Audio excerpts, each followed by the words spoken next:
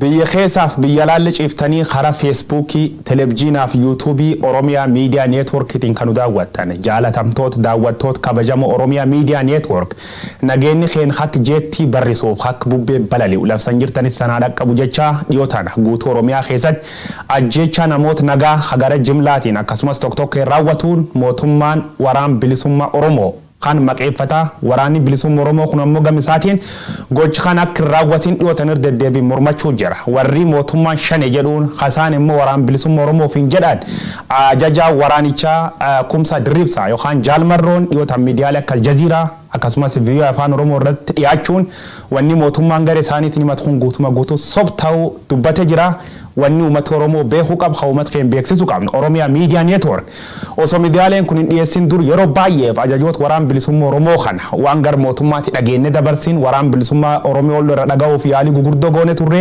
yaaliin sun nu milkoofne yaalii yeroo dheeraatiin booda ittaana ajajaa waraan bilisummaa oromoo zoonii Giddu Galeessaa abbi jireenya rabbirraa bilbilaan dubbifne jira abbi jireenyaan ishuu yookaan ajandaa gargara waan mootummaan himatuun baay'ee haalani jiru fakkeenyaa fi gubachuu boson jibaatiin wal qabatee mootummaan harka keessa qabaachuu jecha artist Hacaaluu Hundeessaa akkasumas garee juuntaa yookaan TPLF fi waltidhata qabda waan mootummaan jedhuuf namoota nagaa fixu guutuu mormachuun gochi kun gochi mootummaa ta'uu dubbatee jira gaafiif deebii kan bilbilaan goonee akka taanu dhiyaata. Ayyee ajaja waraan bilisummaa oromoo zoonii Giddu Galeessaa waraanni bilisummaa oromoo yeroo baay'ee deddeebiin mootummaani namoota nagaa ijjeesuu keessan deddeebiin dubbata bakka daddaan lubbuun nama badu mootummaan itti gaafatama sangoodha maal armirra maal jettan nami jeeftan isani nagaa waraanni bilisummaa oromoo akeeka namni nagaa ajjeesuu hin qabu hin beeku kuni seenaa biyya kanaa keessatti waraanni mootummaa nama nagaa ajjeesee maqaa waraana bilisummaa oromootti farrajuu waan baratame waan haaraa miti kun kaleessa waan gochaa turan har'as waan gochaa jiranii kuni waan waraana bilisummaa oromoo ibsuuf jechuudha. Waraanni bilisummaa oromoo kasii fi jaal sanyi namedham oggantan baay'inaan Giddu Galeessaa chochoo dubbatan kun ammoo naannoo Finfinnee magaalota adda addaa keessatti ijjeecha qondaaltota mootummaa raawwatanii yeroo mootummaan isanii mata namoota nagaa yookaan qondaaltota mootummaa hajjeeftan qabdu. Nama nagaa kuman karasiin jedhee waraana bilisummaa oromoo zoonii kana nama nagaa ajjeesee sin beeku nama nagaa ajjeesuudhaaf qawwee sin kaafne nuti mormiin keenya sirna waliini sirna mootummaa kanaati malee nama dhuunfaarraa ibin qabnu jechuudha kanaaf mootummaan waan ofiisaa dalagee bu'aa siyaasaattiin buufachuudhaaf propagaandaa oofan malee waraanni bilisummaa oromoo nama nagaa ajjeese hin qabu ajjeesuudhaafis akeeka akkasii hin qabu jechuudha kun waan nu ibsu osoo hin taane waan mootummaan olola ittiin geggeessuudhaaf taasise jechuudha. Waraanni keessa nama baay'inaan zoonii Giddu Galeessaa jedhamtan zoonii Giddu Galeessaa kun waraan eessifakee bobba'u bakka tanfaa bobbaafame yookaan hojii eessifakee socho'u hojii hojjeta baay'inaan. Egaa waraanni bilisummaa oromoo zoonii kanaa oromiyaa Giddu keessa bakki waraanni bilisummaa oromoo magaalaatti baadiyyaatti baddaatti gammoojjiitti lafa inni sossoon jechuudha bakka hundattuu sosso'aa jira uummanni sin beeka mootummaanis hin beeka kanaaf waraanni bilisummaa oromoo zoonii Giddu Galaa sochiisaa kan daangaa qabu miti bakka hundattuu socho'aa jira jechuudha. Kanaafuu baadiyyaaf magaalaa keessa loluu jirtan magaalaa Finfinnee fa keessa yeroo baay'ee jala dhiyaanne lollettanii yoo dubbattan dhageenya naannoo Finfinnee dhuftanii loltanii beektu Finfinnee dhiyaattanii beektu. Egaa kuni waan ifaadha rajireessa uummata naannoo irraa waan qulqulleeffachuu dandeessullee lolaatuma jira lolaa ture amma sanumaaf qophii jira waraanni lolaadhuma jira jechuudha kanaaf magaalaa baadiyyaa osoo hin jenne baddaaf gammoojjii osoo hin jenne guutummaa bakka waraanni bilisummaa oromoo zoonii Giddu Galaa keessa soso'u keessatti ni socho'aa jechuudha tarkaanfii fudhachaa jira waraanni. Mootummaan deddeebii waraanni bilisummaa oromoo kunini meeshaalee gargaarsaa akkasumas ispoonsar ha godhamu garee mootummaan juuntaa jedhu yookaan TPLF waltisan qabu ittaan ajaja waraan bilisummaa oromoo ab jireenya waraan Tigraay kan yookaan garee TPLF waliin walti dhufeen qabdanii. Egaa kuni waraanni bilisummaa oromoo har'a osoo hin taane kaleessa gaafa wayyaaneen turtes tureera sana duras tureera kaleessa akka mootummaan jedhu osoo hin taane wayyaanee warra isaan ergamaa fi turan warra wayyaaneen farda godhattee Oromiyaa keessa fe'attee ittiin deemaa turte gaafa turte waraanni bilisummaa Oromoo EPLFinis lolaa ture har'as lolaa jira.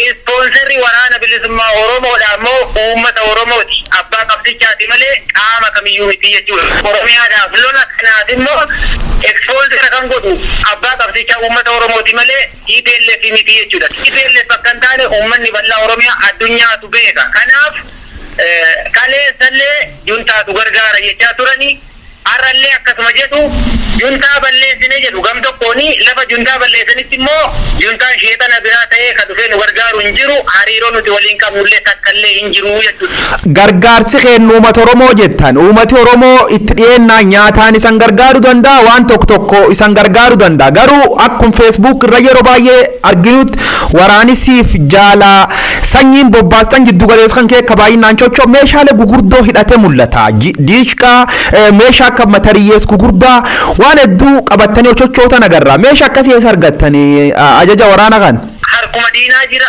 dugduma diinaa jira isaanuma irraa hiikkanneeti meeshaalee gurguddaa hundayyuu waraanni bilisummaa Oromoo zoonii kana keessa socho'u waraanuma mootummaa kana ka biltiginnaa ofiin jedhan kana isaanuma irraa hiikkate ittiin lolaa jira bakka kaanittis immoo uummanni Oromoo hiinuma nutti dha'a jechuudha kanaafi kanani exposure keenya uummata Oromooti jedhee jechuudha. Koomishinari poolisii Oromiyaa Baraarsa Mardaasaa Irdeebiyyoo dubbatu garee tan qulqulleessu dubbatan baay'ee sammiidhuu dubbatam dhiyoo tanam ibsa kalee malee guyyaa dheengadda baheenii ag waraan isanirra jalqabani loltoota 2,600 isanirra fixu dubbatan loltoota baay'ee dhabdanii.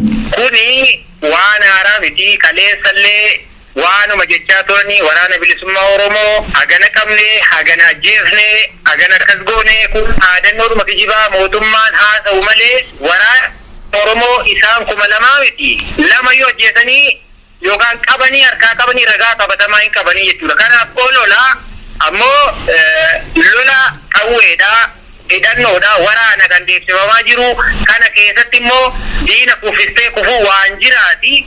Sun akkasitti ta'e garuu waraanni mootummaan haga kana dhabamsiise kan jedhu hin jiru jechuudha. Injifannoon isaan galmeessan takkallee hin jiru. Waraana isaaniirraa meeshaa hiikkannee hidhannoo irraa hiikkannee waraana isaanii hedduu ka ajjeefnellee ka boojinellee hedduutu jira jechuudha. Kanaaf kisaaraa akkasii irra gahee kana ittiin walii isaanii sobuu fi of sobuudhaaf uummata kana ittiin sobuudhaaf waan taasisan malee gaagaama isaan immoo kan injifannoo isaan irratti argatan takkallee jirtu jechuudha. Waraana waluma galatti waraan isaanii baay'ee jeessu booji'uu dubbattan mee naannoo Giddu Galeessaa kasan kee coccootan keessatti akka ragaatti raga garan dhiyaatu ka qabdan waraana gana jeemne agan qabne meeshaa gana boojin jettanii ragaan atan marka qabda kanatti himti jira.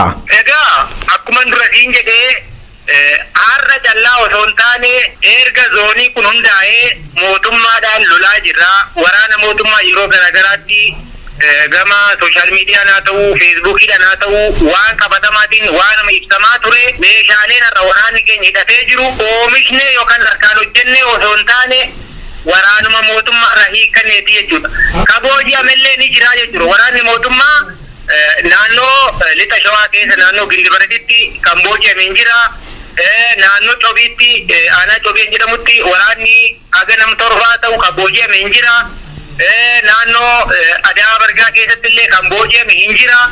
Kanaaf akka tokko lamaa miti jechuudha. Bakka lolutti waraanni keenya booji'aa ajjeesaa injifannoo akkasiitiin deemaa jira jechuudha. Mee isa waraani Giddu Galeessaa hamma shawaa keessa baay'inaan loltan kun taargeettiin bakkiti san dhaqqabdanii dhumirra qabachuu barbaadaneessa. Nuti waraanni bilisummaa Oromoo zoonii kana bakka taargeetii bakka akkasii osoo hin taane nuti kan lollu Oromoodhaa fi Oromiyaadhaa fi waraanni diinaas immoo kan inni jiru al duwwaa osoo hin taane akkuma akeekaa fi kaayyoo waraana bilisummaa Oromootti Oromiyaa irraa kaafnee uummata Oromoo saamichaaf cunqursarraa bilisa goonee Oromiyaa walabaa ijaarratuuf malee Finfinnee qabannaa yookaan Amboo qabannaa yookaan bakka biraa qabannaa kan jedhu akeeka akkasii hin jiru. Oromiyaaf lolla waan ta'eef guutummaa Oromiyaa dhuunfannee uummata keenya roorroo jalaa baasuudhaaf. Kanaafuu bobba gootan keessatti Finfinneellee yeroo dhaqqabdanii qabdanii jechuun seentanii beektu waan Finfinnee keessa loltanii beektu waan itti dhiyaattanii beektu. Waraanni keenya har'allee bakka inni hin jirre hin jiru siin jedheera. egaa qabatamatti bakka akkasii fulaa akkasii amma jira yoo siin jechuu baate naannoo Finfinnees haa ta'u Finfinneen alas haa ta'u waraanni zoonii kana keessa socho'u bakka inni hin jirre hin jiru lolaas turre loluufis qophii jechuudha. Mee ajajaa ittaanaa waraan bilisummaa Oromoo zoonii Giddu Galeessaa waraanni bilisummaa Oromoo kun ajajaan lixaa kumsa dirribsaa marroo jedhanii ajajaan kibba goolchidheengee bonayya jedhanii ajajaan Giddu Galeessaa ammoo sifaa jaalsanyifaa ta'uu dubbatam akka waliigalaatti ajajaan keessan eenyu? Egaa akka waliigalaatti waraanni bilisummaa Oromoo kan inni beeku uummanni Oromoo kan beeku fira qabsoo keenyaa miti diinni qabsoo keenyaallee kan beeku hooggansa olaanaa waraana bilisummaa Oromoo kataan qajeelfama garaagaraa ajaja garaagaraa kan dabarsan jiruu jechuudha. Isaanis akka jaalmarroo fa'aa jaalgollicha dheengee fa'aa jaalgammachuu abbooyyee fa'aa warra kanaa jechuudha. Yeroo baay'ee deddeebii mootummaa waliin dhageenne shiftaa isaniin jedhan amal waraanaan qabdan isaniin jedhan isan shiftaa maqaallee baay'ee isaan baasan shanee isaniin jedhan isan shanee.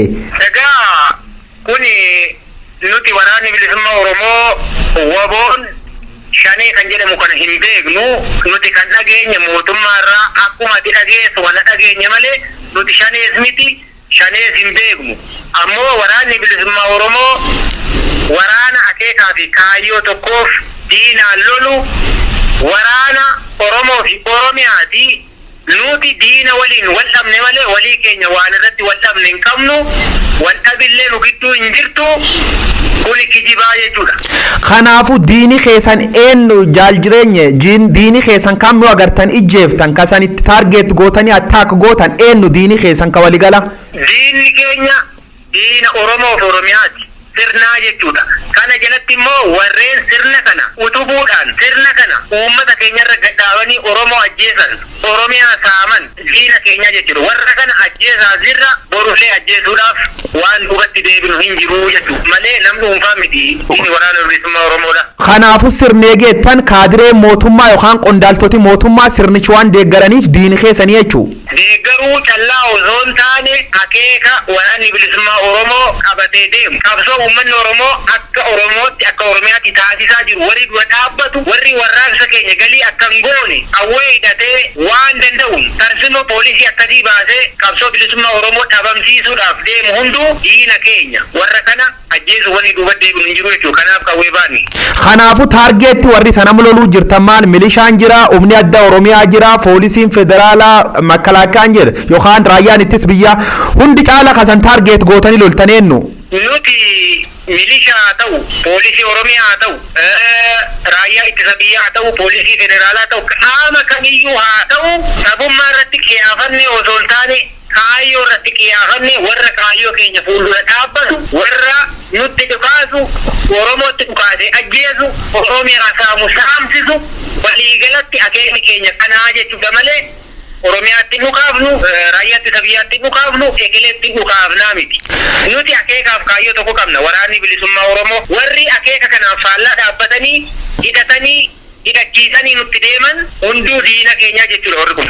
Mee zoonii atiin keechochoot atiin garee waraanaa keessatti hooggantu sun keessa dhiyootan ibiddi hawuu dubbatam keessuman naannoo jibaatifaa bosonii gubachuutti himam gubachuu bosona sunii wal qabsiisee waan gargaraa dubbatama boson sun akka inni itti gubate qaam gubbeettu. Wanni kun waan dhoksaa miti waan ifaatti gubatee waan uummata naannoo sanarraallee adda baafatu waan mootummaan kanaan durallee dubbachaa ofii isaatiifuu dubbachaa ture qonnaalonni mootummaa haasawaa turan qurxummii dhabamsiisuudhaaf galaana gogsuu kan jedhu haasaa turanii egaa waraanni bilisummaa Oromoo dhabamsiisuudhaaf bosonni Oromiyaa dhabamuu qaba jedhanii kan waraana mootummaatii jechuudha bosona jibaat kan gube bosona sana gubanii sana booda waraana naannoo sana socho'u keessatti sakattaa goona jedhanii dhukaasa baananii dhukaasa sanarratti haleelamanii naannoo waraana nama 65 ta'u waraanni mootummaa achitti bobba'ee qawweeleen hidhannoon garaagaraa irraa hiikame sana boodas deebanii uummanni akka dhaamsuuf gaafa uummanni naannoo sanaa aga dirreen cinni aga shanan dirmannaa gaafa godhu uummata dhukaasaan bittimsanii jechuudha. Kanaafuu kana kan raawwate waraana mootummaati. ajaja mootummaatiin gubate jechuudha. Akkuma kanaan dura bosona baalee guban dibaa callaa osoo hin taane dirreen kinniittis gubaa turanii gara naannoo tulluu cuqqaalaallee gubaa turanii biraa akkuma waliin dhageenyu Harargee keessatti illee gubachaa jira. Bakkeewwan garaagaraatti gubachaa jira. Bosonni waraana bilisummaa Oromoo hayyoomiyyuu gubatee baduu hin dandeenye osoo rasaasaan gubatu osoo ibiddaan gubatu bobaasaa jalatti kan nu jireesse uummata Oromoo bal'aadha jechuudha. Kanaaf bosonni keenya bosona uumamaa mootummaan gubee keessaa nu balleessus miti uummanni Oromoo haga jirutti nutilleen jiraannaa jechuudha. Mee kabira wanni saniin jedhan uummata sossodaachiftanii nyaatallee waan gargaraallee irra fudhattan malee uummati Oromoo isan jibbee jiraadha. Isan shifta ta'uu beekee jira. Isan hin jaalatu, isan hin fudhatu jedhee mootummaan dubbata. Shifta shanee balleessin jedhanii yeroo baay'ee dullaallee qabatee namni ulee qabatee isan barbaad deeman jedhanii mootummaan yoo maxxansi nagar. Uummati isan barbaade san lola jira. Egaa kun guyyoo irra jireessa uummatuma naannoo nuti keessa sochoonu meeshaalee naannoo lixa shaggar kana keessa fudhattee yoo gaafatte waan ragaa irraa qulqulleeffatu. Nuti lafa qonnee yookaan waan dhibii dalagnee daldallee miti kan jiraannu dura akkasiin jedhe qabsoo irratti hirkannoo uummata keenya irratti hirkannee kan jiraannu. Kanaaf kan nu obaasu nu laatu da'oo golgaa nu ta'u uummata keenya. Uummata akkattiin duunuuf kan ammoo uummata hiraarsinuu miti jechuudha. Nuti warra lafee keenya cabsee dhiiga keenya dhangalaase uummata kanaaf qabsoo taasisu malee warra uummata keenya doorsisuu miti. Uummanni Oromoo naannoo kana jiru maqaa isin waraana bilisummaa Oromoo laatu hin obaaftu odeessa kennitu jedhee kamana irratti gufu ka ajjeesu kan hidhu mootummaadha malee uummata keenya irratti waan akkasii waraanni bilisummaa Oromoo gaggeesse gonkayyuu hin jiru kun olola kijibaa jechuudha. Kan du'a caalu hundeessaatiin walitti qabateellee maqaa keessan kaasan shanee TPLF waliin taatanii ijjeeftanii jedhan miidiyaa keenyallee akkunu isanii walquub qabaannee irratti san gargaarree dubbatama. Du'a caalu hundeessaa keessa harka qabdanii. Dhugumatti dhugaa dubbachuuf yoo ta'e Ajajaa waraanni bilisummaa Oromoo akka waraana bilisummaa Oromootti yoo naasa'e qarooyya keenyaati. Weellisaa qofatoon taane hayyuudha. Qabsaa mirga dhala namaati. Ajajaa hundeessaa kaleellee akkatti beeknaa har'allee akkumatti. Kanaaf waraanni bilisummaa Oromoo dhimmatti Ajajaa ajjeesu hin qabu. Ajajaan Oromoodhaaf nama addaati. Kanaaf itti yaadanii bu'aa siyaasaatiif jabaa kana kan galaafate mootummaa amma aangoo irra jiru mataa isaati malee waraanni bilisummaa Oromoo ijasaa qaroosaa ni tikfata malee waan ajjeesuuf hin qabu. Dhimma biraallee irraa hin qabu. Akkuma eebbisaa addunyaafaa Usmaayyoo Musaafaa daadhii galaanfaa galaafatan sana Ajajaa nurraa nyaate mootummaan malee waraanni bilisummaa Oromoo Ajajaa hundeessaa mufiyyuu irraa qabu jechuudha. Mootummaan amma filannoo jiraayedha. Hara nagaatiin galaa qabsaa jedhanii sayyaamanii yaamiksuun diddanii qawwee filattanii jedhan. Isa nam qawwum callaan nu baasettanii yaadammoo haraan biraa akka hin jirre waan abdii dhabdaniif sunuma cichuu jirtan. Egaa waraanni bilisummaa Oromoo kaleessas ajaja mootummaan bahiidhaan hin baane har'as immoo ajaja mootummaa yookaan immoo akka fedhii mootummaatti galiin hin galu. Qabsoo nuti taasifnu qabsoo hidhannoo duwwaa miti. Tarsimoo qabsoo waraanni bilisummaa Oromoo abaa'oon geggeessu kan hidhannoo jira, kan siyaasaa jira, kan dippiloomaasii jira, kan dinagdee jira, kan warraaqsaa jira. Har'aa miti waraanni bilisummaa Oromoo bara chaartararraa kaasee abaa'oon karaa nagaadhaan rakkoo mootummaa fi uummata Oromoo gidduu jiru akka furamu yaalii yeroo garaa garaatti gochaa ture. Hagarraatti hin dhahamne baruma dhiyoo waggaa lamaan sadan darban kanallee yaaliin akkasii ture. Yaalii akkasii keessatti qaamni sadaffaa walaba ta'e gama lamaaniif filloofne seenee biigan karaa nagaa naa obba'u jedhamee itti deemamaa ture. Mootummaan waraana abbootii gadaa jedhanii koree teknikaa jedhanii mootummaa warra ufumataa ijaareen afaan faajjifamanii galanii kana booda kan ajjeefaman kan summii nyaachifaman kan mana adda garaa rakkootti jiran bakka garaa garaatti waan akkasii mudate malee karaa nagaa mootummaan sanatti amanee fudhatee yoo jedhe waraanni bilisummaa Oromoo guyyaa balballi isaa cufame takkallee hin jiru. Haa ta'uutii garuu waraanni bilisummaa Oromoo irra nagaa jibbee osoo hin taane nuti warra nagaa jaalatu nagaa dhabnaan qawwee baanni. Uummanni keenya nullee nagaa dhabnaan qawwee baanne malee qawwee filannee miti. Filannoon ammas deemaa jiru immoo filannoo nu laallatu miti. Filannoon nuti filanne impaayera kana keessatti impaayera qawween ijaaramte falli jiru qawwee qofaa jechuudha. Yoo mootummaan nagaatti amane waraanni bilisummaa kaleessayyuu waraana nagaatti amanu nagaa jaalatu nagaadhaaf du'aa jiru malee waraana nagaa jibbee miti jiru. Kanaaf wanni filannoo nuti filanne guyyoo qawwee. Waraanni bilisummaa Oromoo ka Giddu Galeessaa kibbaaf lix bakka gargara chocho'u waliyyuu qubiin qabu jedha. Kun agam dhugaa agam qubal qabdu. Egaa nuti akkuma dura siin jedhe tilligaa fi karaa nagaa irratti hoggansa waloo qabna. Hogganoonni keenya tokko jechuudha. Akeekaa fi kaayyoo kaleessa abaawoon qabatee deemu waraanni bilisummaa Oromoo akka waraanaatti sana milkeessuudhaaf kan deemu. Kana keessatti immoo waraanni bilisummaa Oromoo kibba isaa jiraatu inni lixaas, inni giddugalaas, inni kaabaas, inni baas hundumtuu akeeka tokkicha qabna jechuudha. Eegii dhiyoo tana namoota hedduun isatti dabalamuu dubbatam. Loltooti keessanillee baay'ee ta'uu dubbatam. Loltoota waraana baay'ee qabdu. Egaa har'a waraanni bilisummaa Oromoo Oromiyaa keessatti waan xiqqaa osoo hin taane waraana guddaadha. Bakka hundatti Oromiyaa keessatti har'a qawwee waraana bilisummaa Oromoo sagaleen Oromiyaa keessatti bakki hin dhaga'amne hin jirtu. Egaa waraanni akka ani kan sitti haa ta'uu danda'u akka waraana bilisummaa Oromoo zoonii giddugala naannoo lixa shaggar kanaatti waraana guddaa ga'umsa guddaarra jiru, haamilee guddaan lolaa jiru, uummata Oromoo of cina hiriirsee uummanni Oromoos itti amanee abbaan qabsoo kana ana jedhee yeroo itti lolaa jiru kana keessatti waraana lakkoofsaanis dandeettiidhaanis waraana haala gaariirra jiru malee waraana akka salphaatti tuffatamee akka laayyootti akka mootummaan jiru sanarra hin jirru. Kan ammoo waan oduun osoo hin taane qabatamatti waan ijaa mul'ataa jiru kun. Khabiraa kumsa dirribsaa yookaan jaalmarroo wal qabate oloola ture. Dhiyootan miidiyaalee gargara bahee gubbaa dubbatullee warri mootummaa deeggara marroon hin jiru jeefamee jira sagalee isa fakkeessanii gadhiisan malee marroon hin jiru jedhanii dubbatan. Marroon quba wal qabda argitee beekta lubbuun jiraachuu isaa ragaa bahuu dandeetta. Egaa asirratti jaalmarroon du'eeraa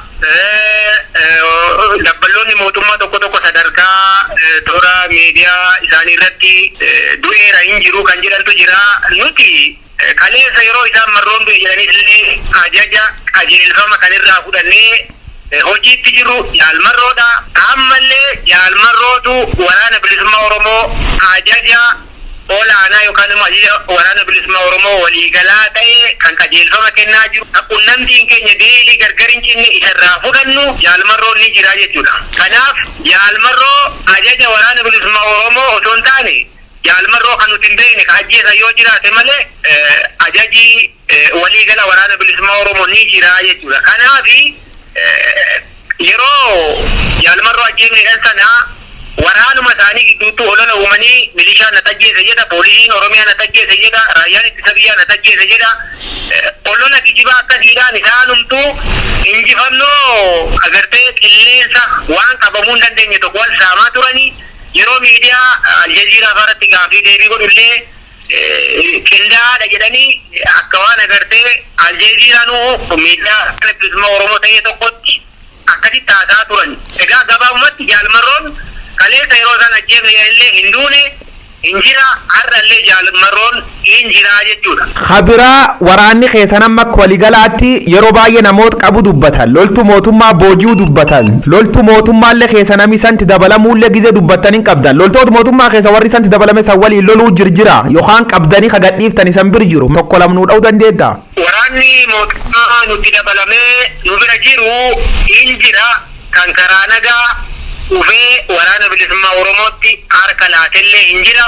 Nu bira jiru maqaa isaanii ta'uudhaan barbaadu warra gadhiifne keessaa lola aanaa joogii naannoo Diggoo jedhamutti ta'een akka fakkeenyaatti namoota 7 qabaman keessaa poolisiidha, poolisii Oromiyaati. Ilmaan keenya guddifannaa yaanneen dhufne dirqamaan nu fidan jedhanii harka kennatanii warra kana deebifnee uummata keessa jiru waan uummanni beeku warreen immoo raayyaa ittisa biyyaa keessas humna addaa Oromiyaa keessas kan jiran jiru warra kana maqaa dha'uun barbaadu guyyaa warra nu bira jira.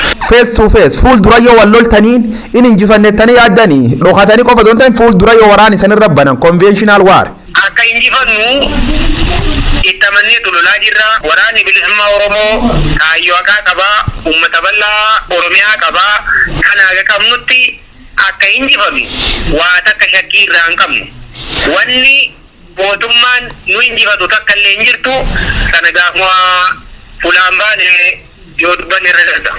Ayyadhum irratti akka waligalaatti lubbuu namoota kabakke dubbadduuf shaneedhanii nam dhuunfaa kaduullee shaneedhanii mootummaan gida cuf qubisanti qaba. Nam ijjeeftanii nam nagaa fixxan jedhanii gaafii sanirra akkaat kanaaf maal jettan uummata Oromootiin?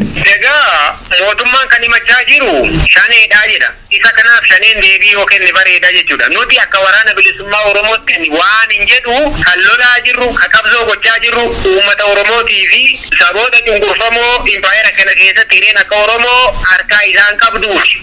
Kana gateetti immoo uummata nagaan ajjeefnellee hin beeknu himannaa mootummaan shanee ajjeese jedhu immoo isa kana atillee warra shaneedhaa bilbiltee shaneerraa deebii argachuu dandeessa yoo ta'een alatti waan bakka shanee bu'ee deebii kennu takka hin jiru. Garuu waraanni bilisummaa Oromoo uummata nagaa hin ajjeesu hin ajjeefnellee jechuudha. Dhumirratti yoo uummata Oromoo isa waliin ta'e qabsoo tana agiyoomitti fiixaan baafnettanii qabsaa'uu jirtu agiyoomitti uummata Oromoo rakkoonni kee jirkan keessa baafnettanii karoor qabdan. Uummanni Oromoo yoo waliin hiriire akkuma kanaan dura addatti immoo yeroon ammaa kun akka Oromootti yeroo wal taanee yeroo waraana bilisummaa Oromoo itti jabeessan malee falli hin jirre ta'uu uummanni Oromoo bareechee beekee waraana bilisummaa Oromoo cinaa hiriiruu qaba. Haa ta'uuti garuu akka yoomii yookaan immoo yoom rakkoo kana yookaan roorroo kana obbaafachuu dandeenya akkamitti laaftu isa jedhuufi egaa guyyoo beellama mana murtii miti gaafa akkasii bilisoomnaa kan jedhu hin qabnu garuu akka bilisoomnu shakkii hin qabnu jechuudha. Ayyee ittaanaa ajaja waraana bilisummaa Oromoo zoonii Giddu Galeessaa ab jireenya gaafiif deebii naa kenniteef ulfaadhi galatoom yoo qoomiin isan irra kaatan maanachillee fakkaanum sii bilbilaa dhumirra waan jettoo qabaate carraa sii kenne fita. Atillee gaafii deebii kanaa fi carraa naa kennuu keefi ulfaatu jechaa dhumarratti akka waraana bilisummaa Oromoo zoonii kanaatti waan hin jedhu har'a Oromiyaa keessatti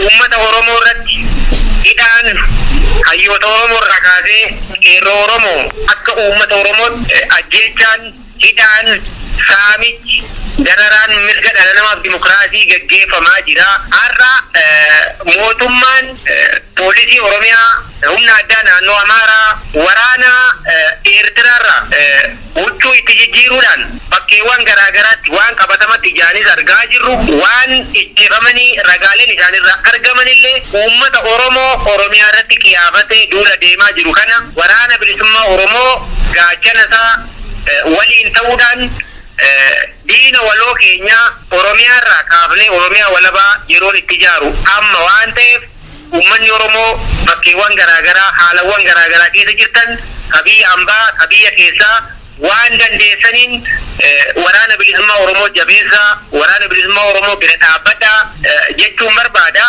Ayyee ajaja waraan bilisummaa Oromoo zoonii Giddu Galeessaa jaal jireenya gaafis gaafa waan natti himteef ulfaadhu galatoom. Ayyee guyyoo fayyaa ta'etillee. Jaalattoota daawwattoota keenya gaafiif deebiin ittaanaa ajajaa waraan bilisummaa Oromoo zoonii Giddu Galeessaa abba jireenya rabbirraa waliin goon kan fakkaatu ture. Gaafileen rakkoon akkana kun dhimmi akkana kun wal falmisiisuun gizee ta'utti yeroo ta'utti gam mootummaallee gam qaama mootummaa mormuullee irraa qaamolee gargara dhiyeessine yaada madaalawaa ta'e akka miidiyaa dhiyeessuuf yaalii gurguddoo godha turre gam mootummaallee irraa asirratti akka deebii kennaniif yaalii gurguddoo goone qaamolee mootummaa tokko tokko kan mijanneef yookaan yeroof dubbachuun dandeen immoo fuul duraaf nu waliin haasa'uuf karoor qabatanii jiru. Kataatuuti ammoo kan miidiyaa kee waliin haasa'u hin barbaanne akka hin barbaannutti manillee hin jiru. Nu immoo akka waligalaatti miidiyaa waan taateef yaada kamiifiyyuu baalaans godhuuf yookaan yaada madaalawaa qabannee dhiyaachuuf ajajoota waraan bilisummaa Oromoo akkasumas qaamolee mootummaa garee mormitoota hamu walqixxee jarra kennineef dhiyeessuuf sagantoota keenya qophiilee keenya qopheessuuf jirra bal'inaan hojjechuuf jirra. Gareen hundinuu yaada keessan karaa Oromiyaa miidiyaa neetworkiitiin dhiyaatanii akka ibsatan waamichisanii dhiyeessaa waan nu daawwattaniif galata qabdu. Ani guyyoo waaroo abba jirmaati ulfaadha.